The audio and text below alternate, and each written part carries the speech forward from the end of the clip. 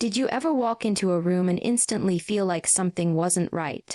Like your gut clenched, your skin bristled, and even though everyone smiled, you knew something was off. That's not paranoia. That's your intuition begging you to pay attention. Because in life, we are often taught to tolerate, to compromise, to keep the peace. But let me ask you, at what cost? There are behaviors that are not just inappropriate, they are unacceptable. And I mean completely, absolutely, and unapologetically off limits. Yet so many of us let them slide. Why? Because we don't want to rock the boat. Because we're afraid to be alone. Because we were taught that being nice means staying silent when someone crosses a line. No, that ends now. You have to know where the boundary is before someone else draws it for you. And the moment you allow even one of these behaviors into your space, you've handed over control. You've allowed disrespect to disguise itself as love. You've confused manipulation for care, and you've chosen their comfort over your dignity. You can't afford that. Not anymore. The first unacceptable behavior is disrespect. I'm not talking about the obvious stuff. I'm talking about the silent kind, the eye rolls, the dismissive tones, the interruptions mid-sentence, the decisions made about you without ever involving you. You know what that tells me? That the person sees you as less, and the moment someone decides you're less, they'll treat you like it every single time. Let them know with your presence, your energy, and your silence that you are not the one to be disrespected. If they can't speak to you with the same tone they'd use for someone they admire, they shouldn't have access to you at all. Then comes manipulation. This one's trickier. It hides behind good intentions. It wraps itself in flattery and guilt trips and sweet words followed by sharp control. I'm just trying to help you. I know what's best for you. No, they don't. And if someone has to twist your feelings, isolate you from others, or make you doubt yourself to keep you close, they don't love you.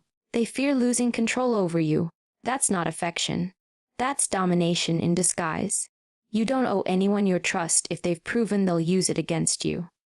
The third is emotional invalidation. You ever tell someone how you feel and they say, "You're too sensitive. You're overreacting. You always make things a big deal." Listen to me. Anyone who makes you feel guilty for having emotions is trying to gaslight you into silence. Your feelings are real. They're data. They're part of your internal GPS. When someone tells you your feelings don't matter, they're not just invalidating your experience. They're training you to suppress your truth. Don't tolerate it. Speak louder, or walk away completely. Next is control. And control doesn't always look like someone yelling in your face or locking you in a room. Sometimes it looks like checking in every hour, helping you choose what to wear, deciding who you can and can't talk to. Little by little, your choices start disappearing. And before you know it, you're living a life that doesn't even feel like yours. Control is not love. Control is fear wrapped in the illusion of care. If someone needs to shrink your freedom to feel safe in the relationship, they're not safe for you. Fifth, humiliation. There is no excuse, none, for anyone making fun of you, especially in public, ever. If someone laughs at your dreams, mocks your past, weaponizes your vulnerabilities, that is psychological warfare. It chips away at your self-esteem, one sarcastic comment at a time, and they'll call it just a joke. But here's the thing, if it hurts you, it's not funny. Don't defend the person who humiliates you. Defend the part of they're trying to tear down. Because that part of you, it's worth protecting. The sixth behavior, neglect. This is the silent killer of relationships and self-worth. When you're always the one reaching out, always the one checking in, always the one remembering the important dates, showing up, holding the space, being the emotional support system, while they do nothing, that's not love, that's not partnership, that's one-sided servitude. And your time, energy, and presence are not unlimited. If they can't show up for you with consistency, care, and basic consideration, let them show up without you. And finally, the most toxic of all, betrayal. Loyalty isn't just about fidelity in a relationship. It's about integrity. If someone shares your secrets, talks behind your back, or throws you under the bus to protect themselves, they have no business in your life. Betrayal doesn't happen by accident. It's a conscious choice to value their convenience over your trust. And once they've done it, you have to believe them. People who betray you once and are forgiven without consequence will betray you again. And next time, you'll have taught them that they can. These behaviors, disrespect, manipulation, emotional invalidation, control, humiliation, neglect, betrayal, they are not just toxic. They are soul-eroding, and every time you tolerate them, you reinforce the message that you don't deserve better. But you do. You absolutely do. It's time to stop explaining yourself to people who don't want to understand you. Stop shrinking so others feel comfortable. Stop tolerating what breaks you down while pretending it's building you up. You're not here to make everyone happy. You're here to stand in your truth, protect your peace, and walk away from anything that threatens it. You teach people how to treat you. So if you've been putting up with even one of these behaviors, this is your moment. Draw the line, reclaim your power, and don't just walk away, run. Because the cost of staying silent is you. Disrespect doesn't always come in screaming matches or slamming doors. Sometimes it walks into the room calmly, dressed in charm, carrying a quiet smirk. It's the sideways glance when you speak. It's the eye roll they think you don't notice. It's the tone they use that cuts more than the words themselves. Disrespect is one of the most dangerous behaviors because it often starts small, almost invisible, until one day you wake up questioning your worth. And let me tell you something. Once you start questioning your worth because of how someone consistently treats you, you've already been conditioned. You know how you can spot it. Pay attention to how people treat you when you have nothing to offer them. When you're vulnerable, when you're honest, when you're imperfect, that's where the truth comes out. If they interrupt you while you speak, if they make jokes at your expense, if they roll their eyes when you share an idea, don't let it slide. Because the moment you allow it once, they'll do it twice, and then it becomes the norm. You don't demand respect. You command it by how you carry yourself and what you refuse to tolerate. If someone speaks to you in a way they'd never accept for themselves, they're showing you exactly what they think of you. And you can't ignore that. Disrespect is not a personality flaw, it's a character revelation. It tells you everything you need to know. And if you excuse it just to keep the peace, understand this: peace at the expense of your dignity is not peace. It's quiet self-destruction. Manipulation wears a mask. It doesn't come at you with a knife. It comes with a whisper, a smile, and just enough affection to keep you confused. It shows up when someone claims they're only trying to help. But somehow their help always leaves you doubting yourself more than before. You feel like you can't make decisions without them. You second-guess your instincts. You apologize even when you haven't done anything wrong. That's not support. That's control dressed up as concern. The danger of manipulation is that it's slow and subtle. It makes you feel like you're the problem. Like you're lucky they put up with you. And once they have you believing that, they've got you in their grip. You start filtering your words around them. You start shrinking to avoid setting them off. You stop asking questions because you're afraid of how they'll react. That's not love. That's programming. And it is one of the most toxic forms of emotional domination. Here's what manipulators fear the most: clarity. The moment you get clear on what's happening, their control starts to fall apart. Because they don't want you strong, they want you dependent. They don't want you thinking for yourself. They want you second, guessing everything so they can be the voice you listen to. And once you stop tolerating that kind of influence over your mind, your choices, your life, they lose power completely. Manipulation thrives in silence, in your hesitation, in your need to keep the peace. But your peace isn't real if it requires you to be confused, small, or broken to maintain it. The truth is, anyone who truly loves you wants you to be strong, not scared. They empower you, not twist you. So if someone needs to play mental chess to keep you under their thumb, make one move, checkmate, and walk away. Emotional invalidation is one of the most subtle and destructive forms of psychological abuse. And most people don't even see it when it's happening. You try to open up, you try to express what's hurting you, and they hit you with, "You're too sensitive," or "It's not that deep," or "You always overreact."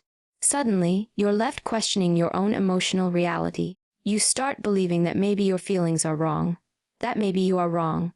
And that's exactly the trap. When someone constantly invalidates your emotions, what they're really doing is shutting down your voice. They're rewriting your story and replacing your truth with their version of what should be true. And when that happens often enough, you stop speaking up altogether. You suppress. You disconnect. You begin to censor yourself because you've been taught that your emotions are an inconvenience. That they're too much. That you're too much. Let me tell you something. Your emotions are not weaknesses. They are data. They are messages from within, alerting you to what's wrong, what's unsafe, what's not aligned with who you are. When someone dismisses that, they're not trying to help you. They're trying to control the narrative. And the more they convince you to distrust your own emotional compass, the easier it becomes to manipulate, minimize, and manage you. Healthy people listen. They don't always have to agree with your feelings, but they honor them. They make space for them. They validate your right to feel what you feel, even when it's uncomfortable. So if someone consistently makes you feel crazy for feeling anything at all, understand this.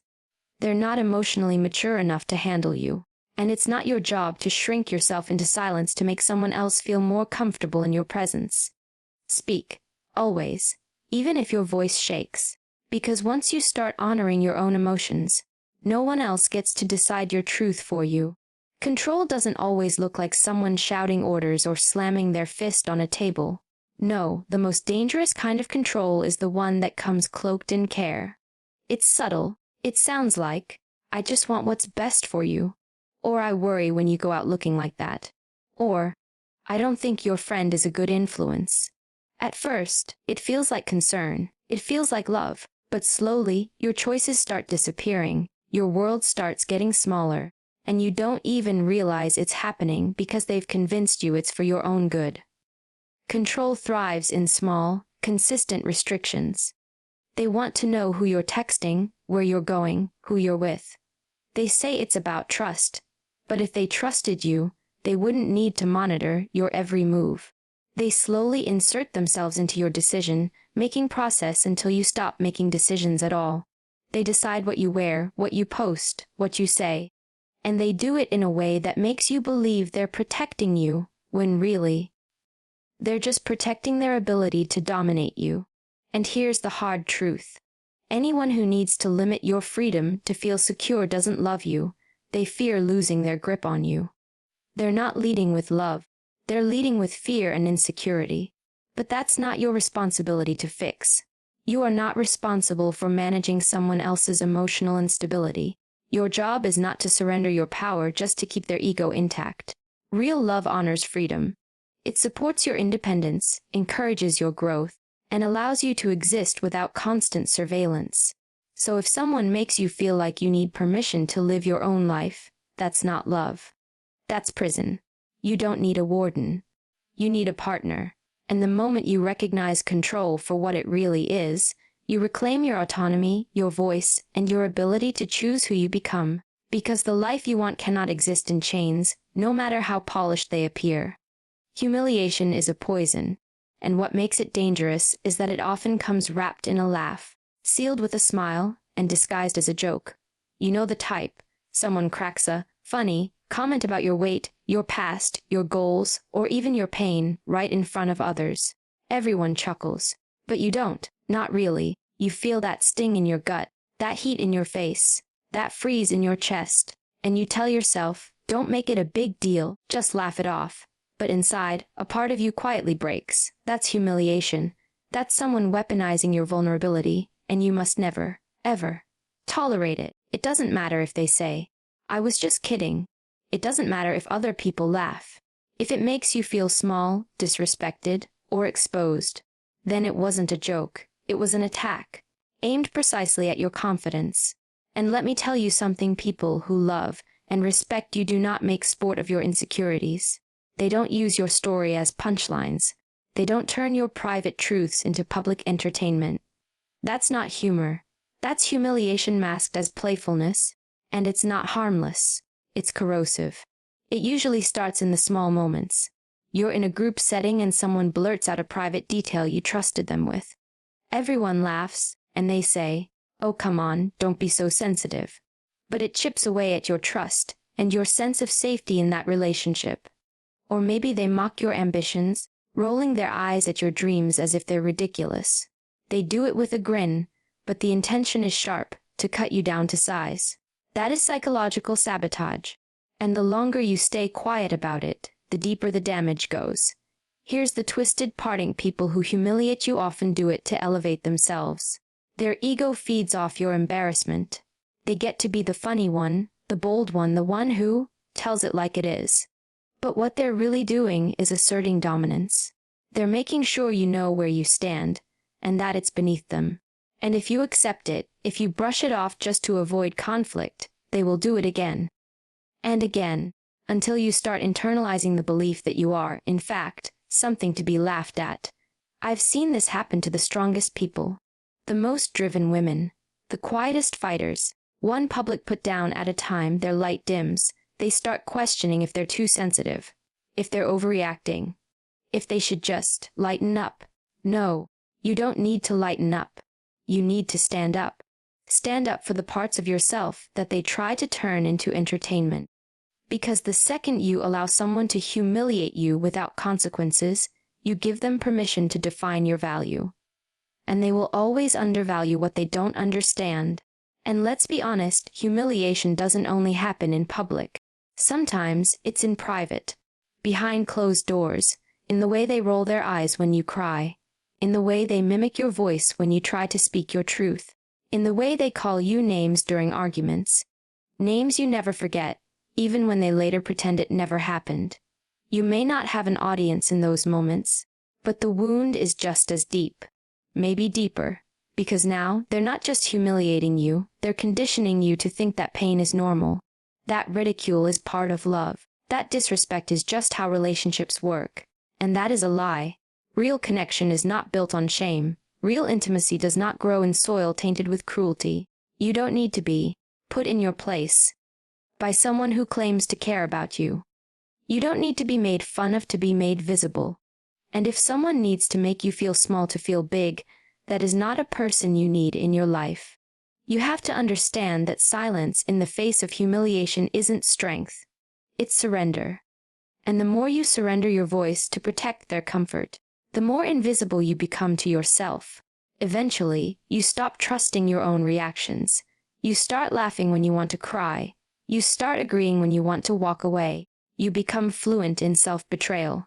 And that's exactly what they want, because someone who no longer defends their own dignity is much easier to control. But you didn't come this far to be laughed at. You didn't survive your storms, your past, your heartbreaks, your battles, just to be turned into a punchline. You're not here to be tolerated. You're here to be respected. Fully, unapologetically. And the moment someone disrespects you, especially in the form of humiliation, you must respond, not with violence, not with rage, but with presence, with silence that commands attention, with a look that says, you will not do that again. And if they continue, you remove yourself. You don't argue. You don't beg. You don't explain. You exit. Because your peace is not up for public display. It's about self-respect. It's about boundaries. It's about teaching people what is and is not acceptable when they are in your space. And the truth is, if someone loses access to you because they couldn't treat you with basic decency, that is not your loss. It's theirs. And they will feel it. When your presence is no longer available to them, when your energy is no longer theirs to mock, they will realize what they had.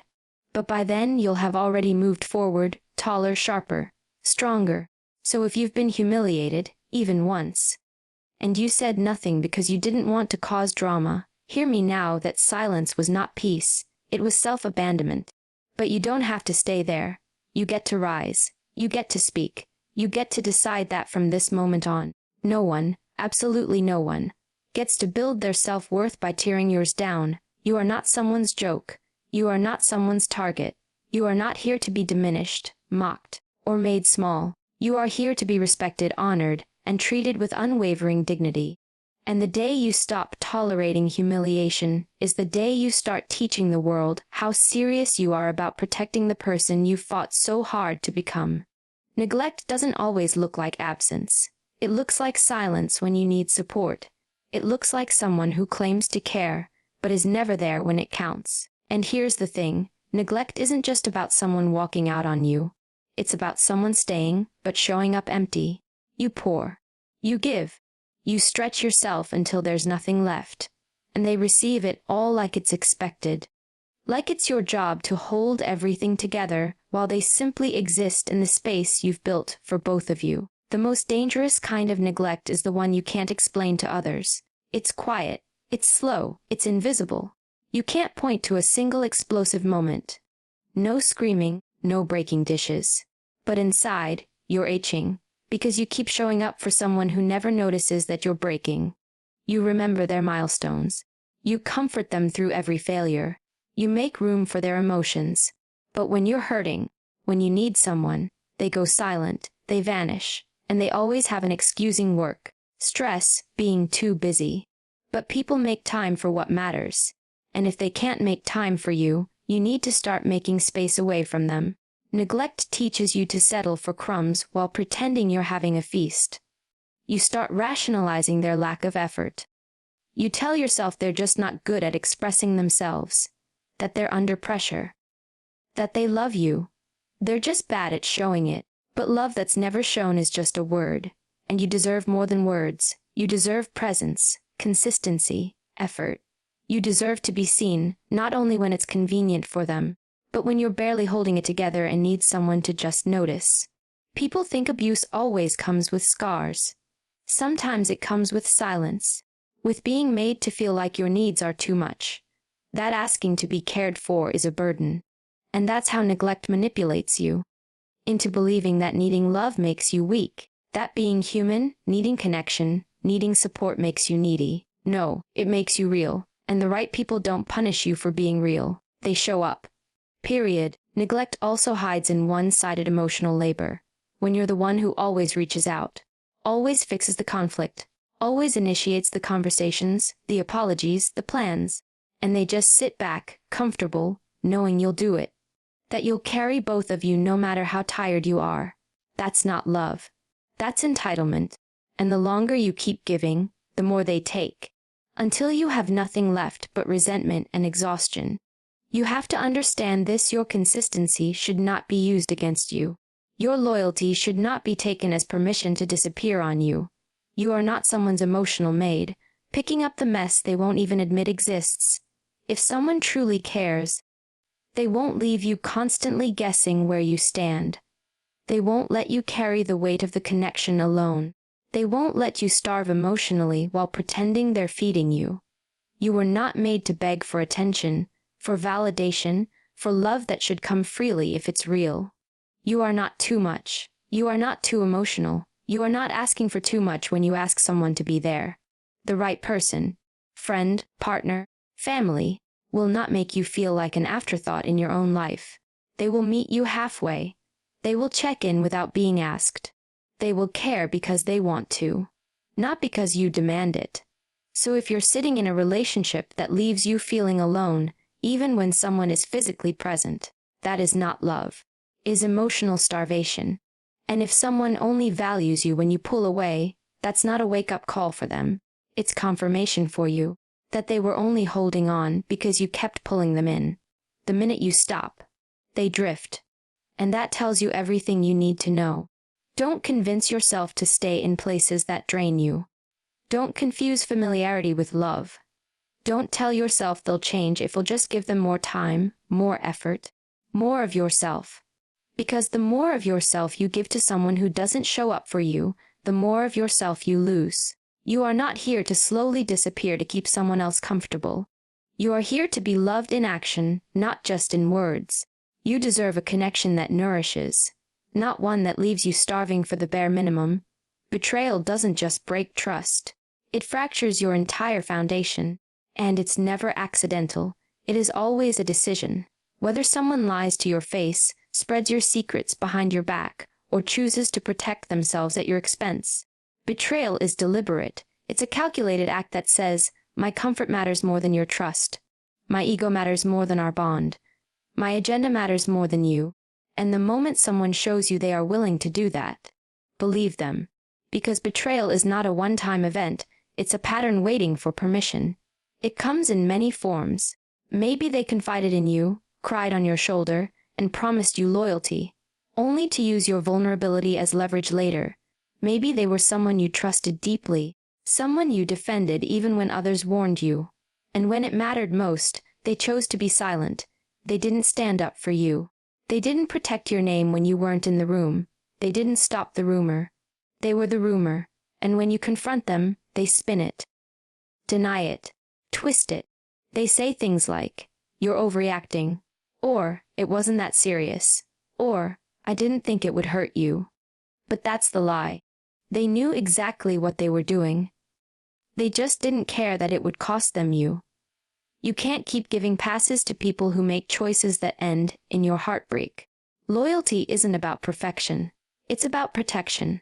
About knowing that even when you're not in the room, your name, your story, your secrets are still safe. That you are being honored, not exposed. That your trust is treated like gold, not tossed around like small change. And when someone violates that, when they trade your respect for a moment of amusement, acceptance, or advantage, you don't repair that. You release it. Betrayal leaves a scar, not just because of what they did, but because of how deeply you believed they never would. That's the part that keeps you up at night. That shakes your confidence in your ability to judge character. But don't confuse their failure with your fault. Betrayal says more about their integrity than your discernment. You trusted. That's not weakness. That's strength. It's their betrayal that exposed them, not your belief in them.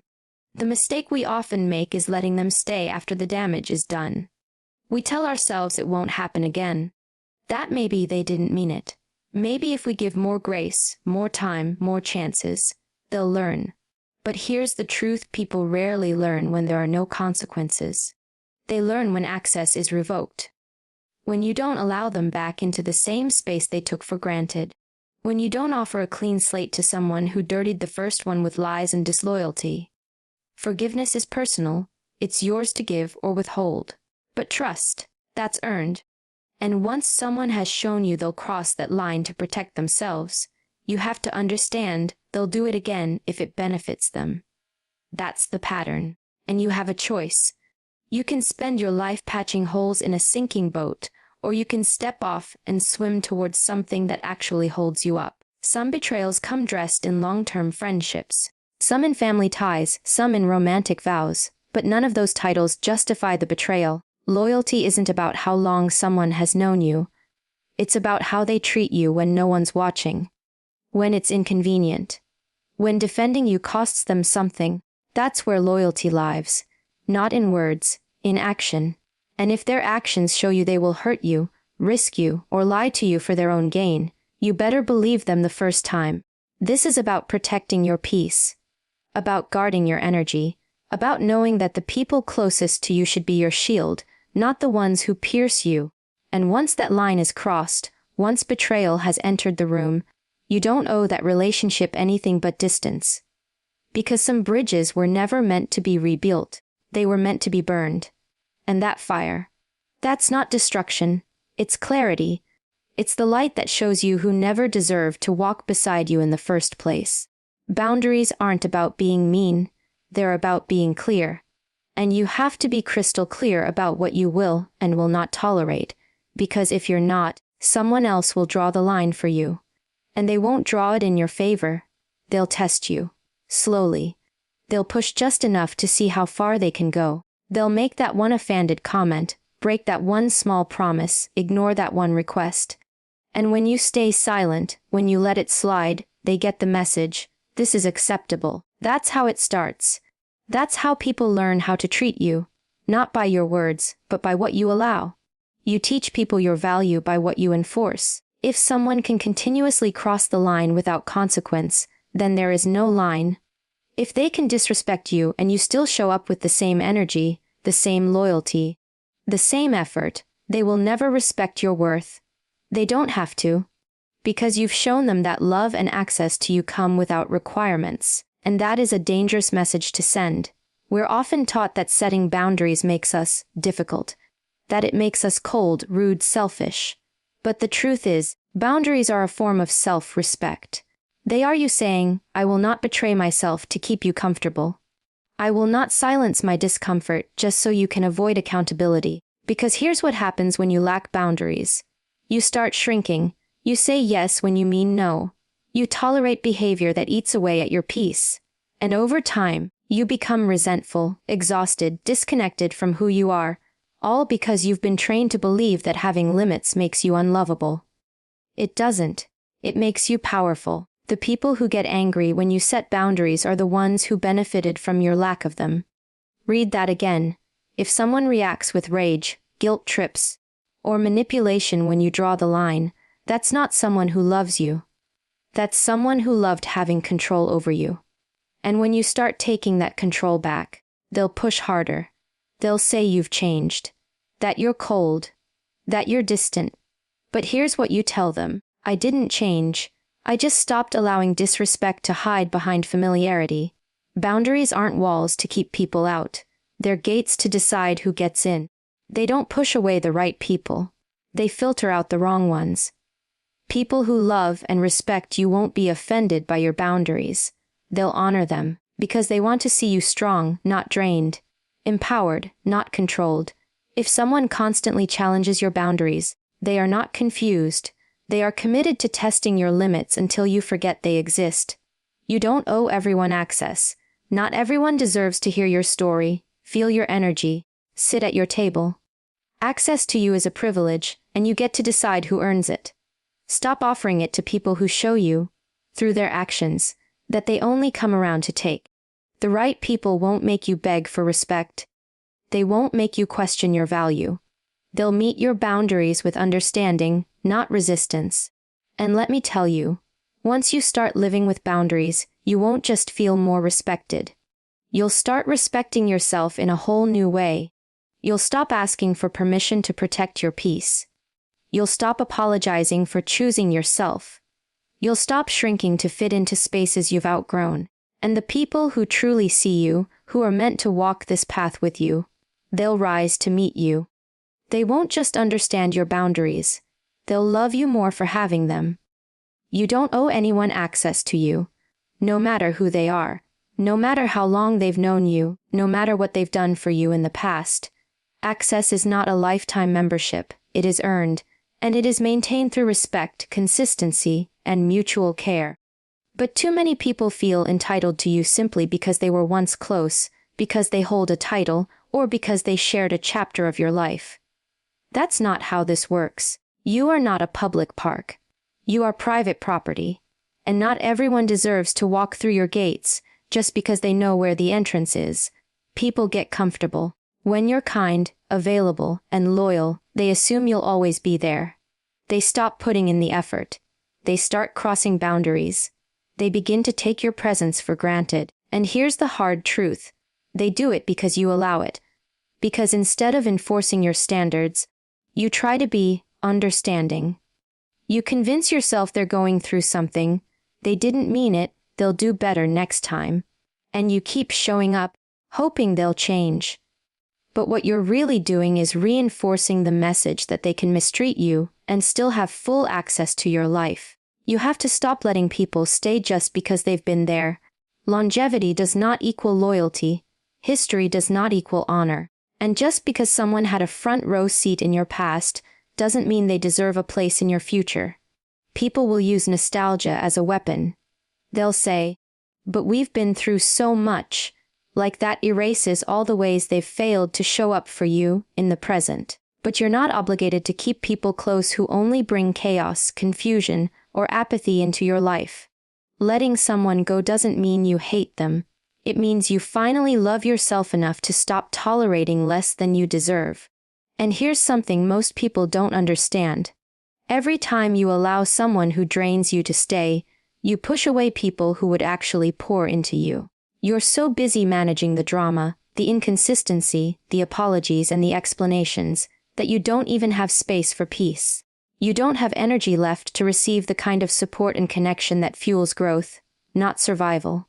So ask yourself, who in your life are you keeping around just because it's easier than letting go? Because that ease is costing you your power, your clarity, and your joy. You have to get serious about who gets access, about who gets your time, your attention, your trust. Not everyone deserves it. Not everyone can handle it, and if someone uses their access to exploit, disrespect, or neglect you, then your next move isn't confrontation, it's closure. Quiet, firm, unapologetic closure. Because you don't have to announce your boundaries to people who already know they're crossing them. You just act. You distance. You protect your space like your life depends on it. Because in many ways it does. This isn't about being cold, it's about being clear. You've worked too hard to heal, to build, to grow, to let people come in and dismantle your progress. Protecting your access isn't arrogance. It's self-awareness. It's knowing your worth. It's finally realizing that not everyone who wants you deserves you. And the more you enforce that truth, the less you'll tolerate energy that weakens you. Because the people who truly value you won't test your boundaries. They'll respect them without being asked. Walking away isn't weakness. It's one of the strongest decisions you'll ever make. But the world won't always see it that way. People will call you dramatic, cold, heartless. They'll ask why you couldn't just fix it, why you couldn't keep trying, why you had to give up. But they won't see what it cost you to stay. They won't feel the weight you carried in silence, the disrespect you tolerated in the name of love, or the nights you sat awake wondering if you were the problem. You weren't. You were just in the wrong place for too long. And walking away wasn't quitting. It was reclaiming yourself. There is a point where trying becomes self-betrayal, where staying no longer makes you strong, it makes you stuck. You start waking up tired, even after 8 hours of sleep. You stop laughing, you second-guess every move. And the saddest part, you normalize it. You start calling it just life. But deep down, you know, it's not life. It's a version of it you've settled for, because you're afraid of what comes next. Afraid of being alone. Afraid of starting over. Afraid that maybe you won't find better. But let me be clear, there is nothing more dangerous than staying where your soul is shrinking. We grow up hearing that love is patient, that it endures, that it sacrifices. But they never tell you that love without boundaries turns into bondage. That sacrifice without balance becomes self-erasure. That being patient with the wrong people only teaches them they can keep hurting you without consequence. And that's when you have to ask yourself, what am I teaching people about how to treat me when I keep staying in situations that break me? Because the world watches how you treat yourself, and they mirror it. You are allowed to walk away from what damages you. You are allowed to protect your peace, even if it disappoints others. You are allowed to say, this no longer serves me, and choose yourself without guilt. That is not weakness. That is wisdom. That is survival. That is strength. And if someone calls it selfish, remind yourself, selfish is taking from others. What you're doing is saving yourself. There's a difference. And yes, it's going to hurt. Letting go isn't clean. It's messy. You'll have days where you doubt yourself. Where the absence feels louder than the presence ever did. Where you miss the familiarity even if it was toxic. That's normal. But don't confuse pain with the wrong choice. Sometimes pain is the price of freedom. And every step you take away from what broke you is a step back toward who you really are. Walking away is not about running. It's not about avoidance. It's about saying, I deserve more than this. It's about choosing to stop negotiating with people who never intended to meet you halfway. It's about no longer trying to fix what keeps falling apart at your expense. And once you walk away, something powerful happens. You stop surviving and you start living. You start breathing deeper. You start seeing clearer. You remember your voice, your worth, your standards. And you build again, not from fear, but from truth. Because when you walk away from what harms you, you don't lose. You win. You win your peace. You win your clarity. You win back the energy that was being drained day after day. And eventually, you stop craving what broke you. You stop mourning what you outgrew. And you finally realize, the best version of you was never going to show up in a space that made you feel small. So no, walking away isn't weakness. It's your power move. It's you standing up, stepping out, and saying, I'm done settling. I'm done explaining. I'm done breaking for people who never deserved me in the first place. That's not just strength. That's self-respect in action. You owe it to yourself to never again shrink to fit into places that were never built for your growth. You owe it to yourself to stop tolerating what chips away at your dignity, your peace, and your truth. Life will constantly test your boundaries, but how you respond determines what stays, what goes, and what grows in your world. Let people call you cold. Let them call you harsh. That's fine, because they never had to survive what you stayed silent through. You don't need validation for protecting yourself. You need conviction. You need clarity. And above all, you need the courage to say no more. Not because you're bitter, but because you finally learned the difference between being kind and being used. Between being strong and being silent. Between holding on and being held hostage. So you walk forward, not with anger, but with authority. Not with fear, but with fire. You don't lower your standards to keep peace with people who bring war. You don't dim your light to comfort those who can't handle your shine. You rise, you walk away, you reclaim. Because you're not here to survive, you're here to thrive. And anything, or anyone, that demands your silence, your pain, or your power to stay is exactly what you were born to leave behind.